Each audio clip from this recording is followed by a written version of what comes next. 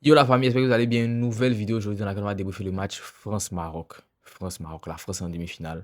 C'est totalement mérité. Ils ont bouffé, ils ont d'abord match là tout pendant 90 minutes. Rien à dire.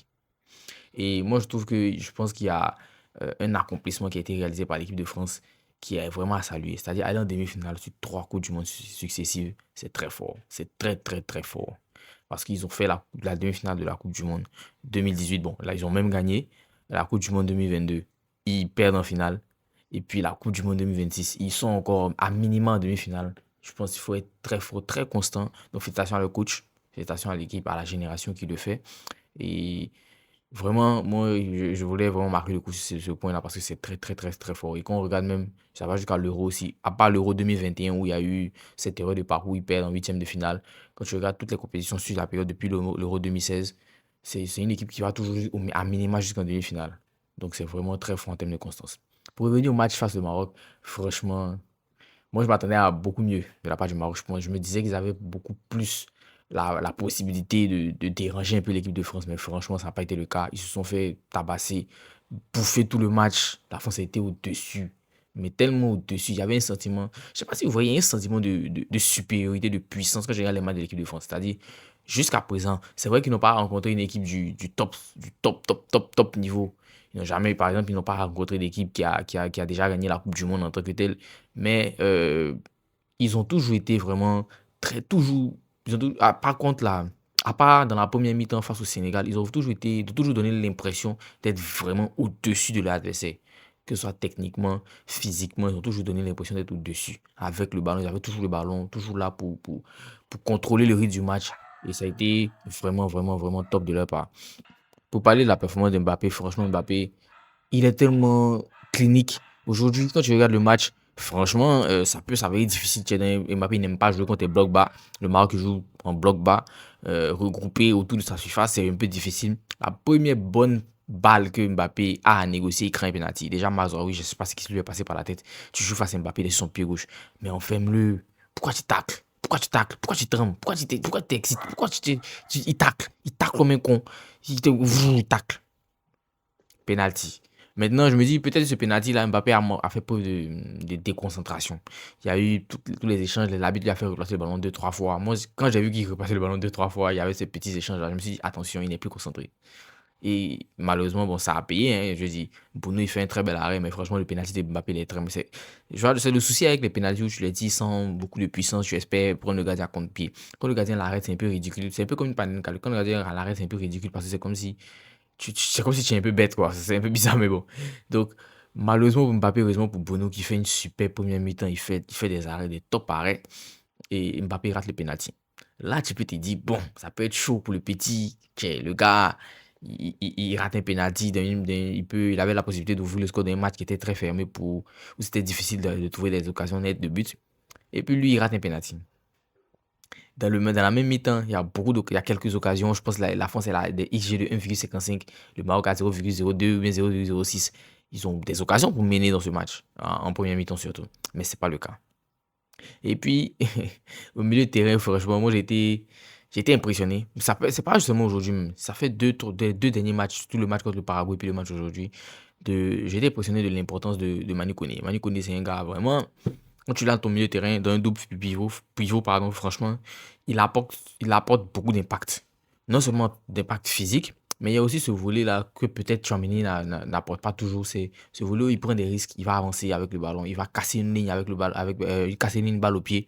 Et donc, c'est peut-être ce qui fait qu'aujourd'hui, moi, je me dis, est-ce qu'il serait opportun pour l'équipe de France de faire revenir Tchouaméni dans ce milieu de terrain? Je me dis, quand Deschamps lui tourne son double pivot, c'est mort. Hein. Ça me rappelle beaucoup la Coupe du Monde 2018 où tu as Dembélé, Mbappé sur les côtés, et puis tu as Giroud devant.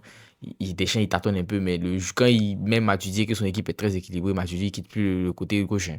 Donc on se dit, pourquoi pas? Peut-être que ça va rester comme ça avec Manu Koné et Rabiot en double pivot derrière Olysée, qui lui aussi. Vraiment, bon, le milieu de terrain d'aujourd'hui, l'équipe de France, là, ils ont enseigné un peu à Boadi ce qui va se passer quand il va arriver au très haut niveau. Actuellement, il est au haut niveau, mais il n'est pas encore arrivé au très haut niveau. Et le footballeur professionnel n'est pas encore, il n'est pas encore. Parce que franchement, ça allait très vite. Il y a une action où il voulait faire double contact. Le petit voulait faire double contact. Le temps il a fini de se rendre compte là. Ballon est derrière, Dembélé est derrière face à face à son gardien. Ils ont déjà arraché le ballon. C'est rapide. C'est rapide. C'est le très haut niveau en fait. Donc, Mais ce match-là aussi nous montre la différence de qualité entre le milieu de terrain de l'équipe de France et puis le milieu de terrain du Brésil. Parce que tu vois comment Boadi s'est promené face au Brésil et tu vois je dis comment ça a été un peu beaucoup plus compliqué face à la France. Tu te dis, wow, le Brésil, c'est difficile, hein? C'est difficile.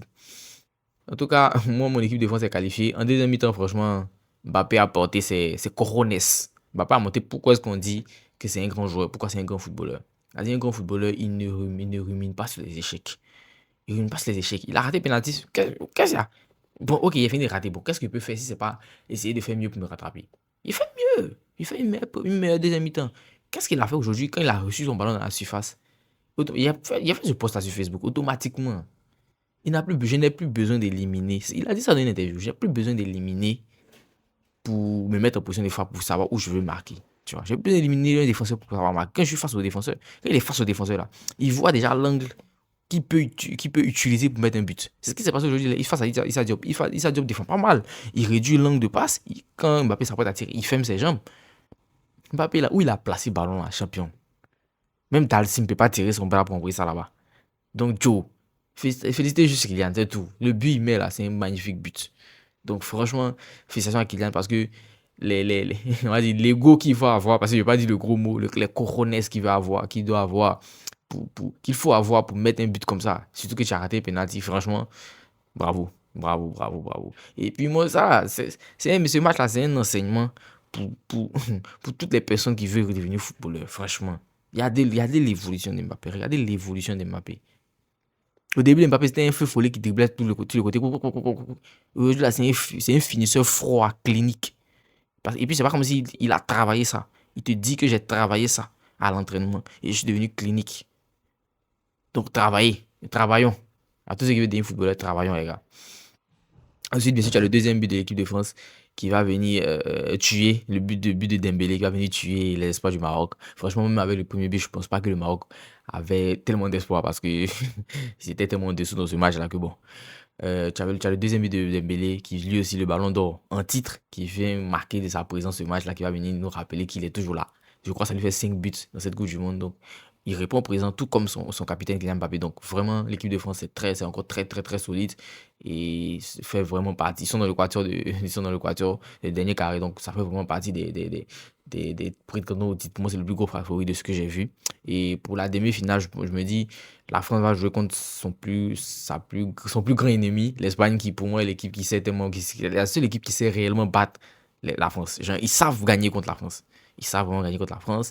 Et pour moi, l'Espagne, c'est un peu notre Égypte. Genre, ils savent que l'Espagne pour la France, l'Espagne pour la France, c'est que l'Égypte est pour la Côte d'Ivoire. Ils savent les battre. Les Espagnols savent battre les Français. Mais les Français, ils sont capables d'avoir ce supplément d'âme pour gagner. Donc, on va voir, ça va être un très bon match. En tout cas, surtout si l'Espagne se qualifie. Parce que si c'est la Belgique, je me dis franchement, eh, ils vont se faire tabasser. Et puis, mention spéciale aussi à Bonou, qui est un gardien exceptionnel. Franchement, ce mec-là, c'est incroyable. Sur les pénaltys, déjà, c'est exceptionnel ce qu'il fait. Pas le pénalty d'Mbappé, mais sur les pénaltys, parce que le mec, il est connu pour ça. C'est un gardien qui arrête les pénaltys. Il en arrête plein. Voilà. Et quand tu regardes les dernières performances du Maroc, qui va toujours très loin dans les compétitions.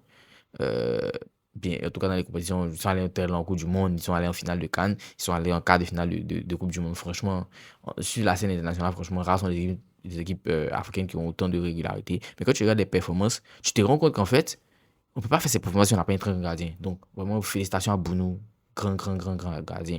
On se rappelle même de la finale de la CAN. La finale de la CAN, normalement, ce match-là doit finir peut-être 3-1, comme ça. Les occasions que le Sénégal a en prolongation, les arrêts que Bounou fait, franchement, si tu n'es pas un top gardien, tu ne peux pas faire ça. Donc, vraiment, félicitations à Bounou. Félicitations à l'équipe de France. Bravo à Bounou qui a fait tout ce qu'il pouvait. Mais franchement, tu as trouvé comme plus fort. Bravo à l'équipe de France. Et puis, à demain pour le prochain débrief. Peace.